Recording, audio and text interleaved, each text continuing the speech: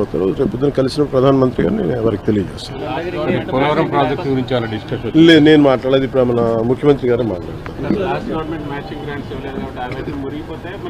లేదు, ఉన్నాయి, వాళ్ళు అదే చెప్తా ఉన్నారు, వాళ్ళు వాడలేదు. అందుకనే కదా ఈరోజు అంటే మనకి నైతికంగా కూడా బలం ఉంది. కాకపోతే ఏంటంటే గత ప్రభుత్వం చేసిన ఈ తప్పులన్నీ మనకి వారసత్వంగా వచ్చినాయి. అది వాళ్ళు చేసిన తప్పులకి ఈరోజు మనం మాట పడాల్సి వస్తుంది. మాట పడుతున్నాం ఎందుకంటే ప్రజలకు ఇచ్చిన ఇది ఇంకొక ఆల్రెడీ మనం ఇంకొక 2-3 వారాల్లో దీనికి కంప్లీట్ డీటెయిల్ ఒకటి చేస్తున్నాం. జేజేఎం సంబంధించి డిపిఆర్ కూడా ఒకటి చేయాలి. ఇవన్నీ ఒక 2-3 వారాల్లో అయిపోద్ది అనుకుంటున్నాం. ఈరోజు అంటే మన వైస్ ప్రెసిడెంట్ గారిని కలుస్తాం సాయంత్రం. అలాగే రైల్వే మన మినిస్టర్ గారిని కలుస్తాం. ఫైనాన్స్ మినిస్టర్ గారిని మన నిర్మలా సీతారామన్ గారిని కలుస్తాం.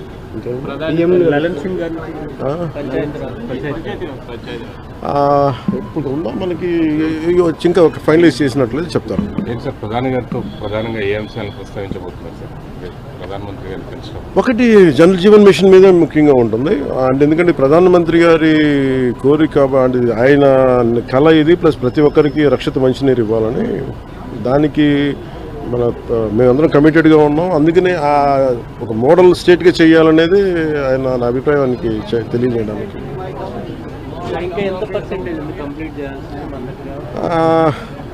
వీళ్ళు ఎలా చేశారంటే అండి, ఫస్ట్ మనకి ప్రాబ్లం ఏమవుద్దంటే, మనం ఇల్లు కట్టినా ఏం చేసినా ముందు అసలు పైప్ లైన్స్ వేయం, సువేజ్ వేయం, మన పైప్స్ ఉండవు మన దగ్గర. ఇప్పుడు సమస్య ఏముందంటే మన దగ్గర వేసిన పైప్ లైన్స్నే మళ్ళీ వీళ్ళు సరిగ్గా ఫ్లో లేదు. డిజైనింగ్ లోపాలు చాలా ఉన్నాయి. ఆ డిజైనింగ్ లోపాలు ఒకళ్ళు కరెక్ట్ చేయాలి. అలాగే మనం ఒక నిమిషం, అలాగే డిజైనింగ్ లోపాలతో పాటు ముఖ్యంగా ఏంటంటే ఈ వాటర్ ప్రెషర్ ఒకటి సరిపోవట్లేదు. ప్రతి ఒక్కరు ఇండివిజువల్ హౌసెస్ వాళ్ళు ఓన్ మన మోటార్లు పెట్టి లాగేస్తా ఉన్నారు. మిగతా ముందుకెళ్ళే వాళ్ళకి రావట్లేదు, కొంచెం హైట్లో ఉండే వాళ్ళకి రావట్లేదు. ఇవన్నీ చాలా పారామీటర్స్ కన్సిడర్ చేసి మనం భవిష్యత్తుకు ఆలోచించాలి. అందుకని వీటి మీద నేను ముందు నుంచి రివ్యూస్ చేస్తున్నప్పుడు నేను ప్రతిసారి ఇదే చూస్తున్నాను. ఇక్కడ మనం ఉన్నప్పుడు 4 అడుగులు 100 ఇల్లు ఉంటే వాళ్ళకి నీళ్ళు రావట్లేదు. అలాగే ముందున్న ఒక 2 కిలోమీటర్ల ఏరియాకి వస్తుంది, నెక్స్ట్ పక్కన ఉన్న వీటికి రావట్లేదు. ఇవన్నీ మన పిఠాపురంలోనూ చాలా క్షేత్రస్థాయి పర్యటనలు ఇవన్నీ నేను పరిశీలించాను. ఓవర్ హెడ్ ట్యాంక్స్ ఉన్నాయి. మనకి డ్రింకింగ్ వాటర్ మనకి ఎవరితో surface drinking water facility.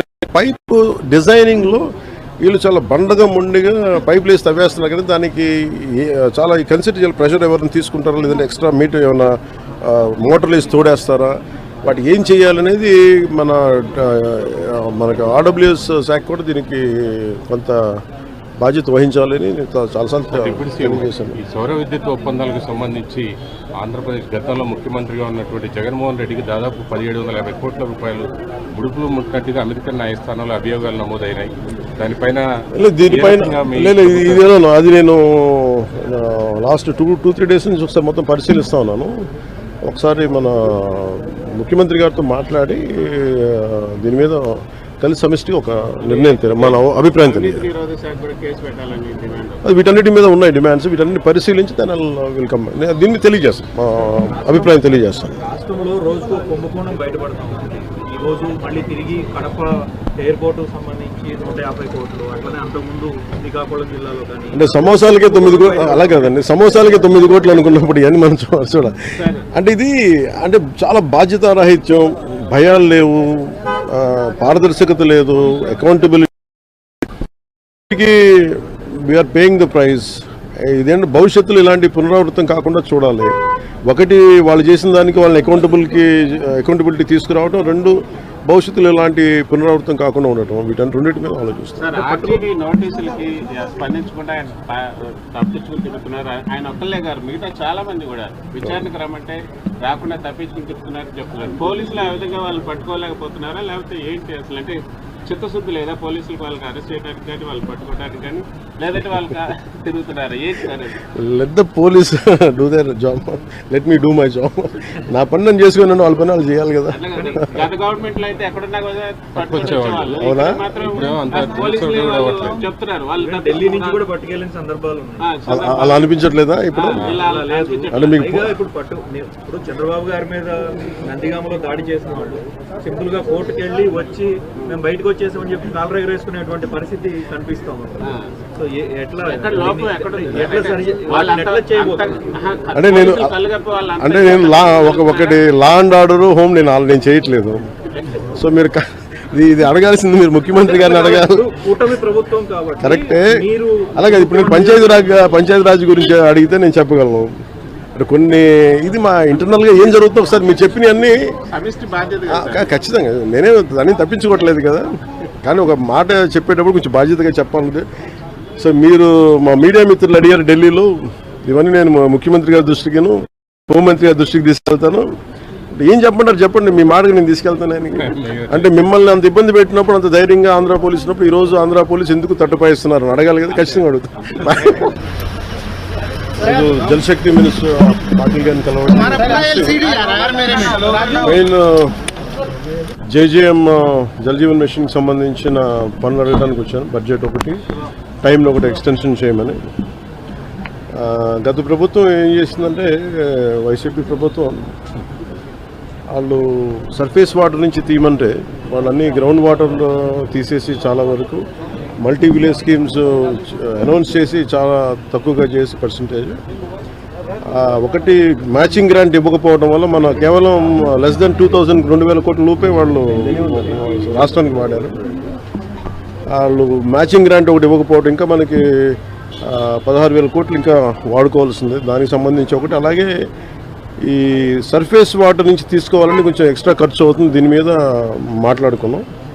So ఒకసారి వాళ్ళ సహాయ సహకారాలు అడగటానికి, అలాగే ప్రధానమంత్రి గారు కూడా ఇంకా ఒకసారి తెలియజేస్తామని చెప్పారు మనం అడిగిన ఇవన్నీ డిమాండ్స్ అని. వీటికి సంబంధించి వాడిని అడిగిన మేజర్ రెండు ఒకటి బడ్జెట్ని ఇంక్రీజ్ చేయమని చెప్పాం, రెండు టైం జేజేఎంని టైం లైన్ ఇంక్రీజ్ చేయమని చెప్పాలి. అలాగా అది మనం 27 దాకా అడిగాం. అది ఇప్పుడు రేపు అన్ని రాష్ట్రాలకి ఇది అవసరం, పూర్తి అనుకున్న నిర్ణీత వ్యవధిలో అవ్వలేదు. అందుకని వాళ్ళు అది చేస్తానని చెప్పి అది ప్రధానమంత్రి గారు నిర్ణయం తీసుకోబోతారు. రేపు పొద్దున కలిసిన ప్రధానమంత్రి గారిని వారికి తెలియజేస్తాను. లేదు, నేను మాట్లాడేది ఇప్పుడు మన ముఖ్యమంత్రి గారే మాట్లాడతారు. లేదు, ఉన్నాయి, వాళ్ళు అదే చెప్తా ఉన్నారు, వాళ్ళు వాడలేదు. అందుకనే కదా ఈరోజు అంటే మనకి నైతికంగా కూడా బలం ఉంది. కాకపోతే ఏంటంటే గత ప్రభుత్వం చేసిన ఈ తప్పులన్నీ మనకి వారసత్వంగా వచ్చినాయి. అది వాళ్ళు చేసిన తప్పులకి ఈరోజు మనం మాట పడాల్సి వస్తుంది, మాట పడుతున్నాం. ఎందుకంటే ప్రజలకు ఇచ్చిన ఇది ఇంకొక ఆల్రెడీ మనం ఇంకొక 2-3 వారాల్లో దీనికి కంప్లీట్ డీటెయిల్ ఒకటి చేస్తున్నాం. జేజేఎం సంబంధించి డిపిఆర్ కూడా ఒకటి చేయాలి. ఇవన్నీ ఒక 2-3 వారాల్లో అయిపోద్ది అనుకుంటున్నాం. ఈరోజు అంటే మన వైస్ ప్రెసిడెంట్ గారిని కలుస్తాం సాయంత్రం. అలాగే రైల్వే మన మినిస్టర్ గారిని కలుస్తాం, ఫైనాన్స్ మినిస్టర్ గారిని మన నిర్మలా సీతారామన్ గారిని కలుస్తాం.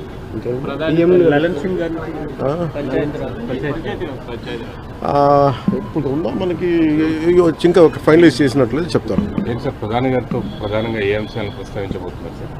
ప్రధానమంత్రి గారిని కలిసిన ఒకటి జల్ జీవన్ మిషన్ మీద ముఖ్యంగా ఉంటుంది.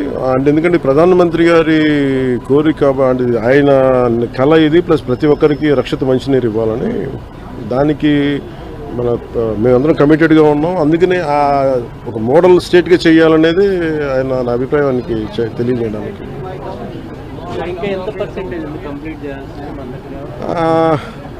వీళ్ళు ఎలా చేశారంటే ఫస్ట్ మనకి ప్రాబ్లం ఏమవుద్దంటే, మనం ఇల్లు కట్టినా ఏం చేసినా ముందు అసలు పైప్ లైన్స్ వేయం, సువేజ్ వేయం, మన పైప్స్ ఉండవు మన దగ్గర. ఇప్పుడు సమస్య ఏముందంటే మన దగ్గర ఈ రోజున గజేంద్ర సింగ్ షెకావత్ గారు అంటే నాకు అపారమైన గౌరవం. అది ఈ రోజుది కాదు, ఆయన జలశక్తి మినిస్టర్గా ఉన్నప్పుడు కూడా ఆయన పోలవరం గురించి ఆయన ఎంతో నిలబడ్డారు. ఈరోజు ప్రత్యేకించి మన టూరిజం అండ్ కల్చర్ మీద ఆయన బాధ్యతలు నిర్వహిస్తున్నారు కాబట్టి వాళ్ళ దగ్గరికి వచ్చి ఒక 7-point ప్రపోజల్ మేము పెట్టాము. దానికి కొన్ని ప్రాజెక్ట్స్ మీద, వీటి మీద, అలాగే టూరిజం యూనివర్సిటీ మీద. సో వాటన్నిటికీ ఆయన సానుకూలంగా స్పందించి బడ్జెట్ ఉన్న పరిస్థితుల్లో ఎలాగ దాన్ని డెడికేట్ చేయమని, ఎలా అలాట్ చేయాలో చేస్తామని చెప్పారు. టూరిజం హబ్గా మార్చబోతున్నామని చెప్పారు. దానికి సంబంధించి దాంట్లో భాగంగానే, ఎందుకంటే మనకి ఇందాక మేము లోపల మాట్లాడుతున్నప్పుడు మన షెకావత్ గారు చెప్పింది కూడా ఏంటంటే, మెయిన్ మనకున్న రాష్ట్రాల్లో చాలా కీలకమైన 975 కిలోమీటర్ కోస్ట్ లైన్ ఉంది. అలాగే మన గండికోట ఇలాంటివన్నీ చాలా మన కైండ్ ఆఫ్ గ్రాండ్ క్యానియన్, మన ఇండియన్ గ్రాండ్ క్యానియన్ లాంటిది గండికోట. సో ఇలాంటివన్నీ ఉన్నాయి. సో మీరు ఇనిషియేట్ చేయండి process. All the support will be there for the state. Thank you.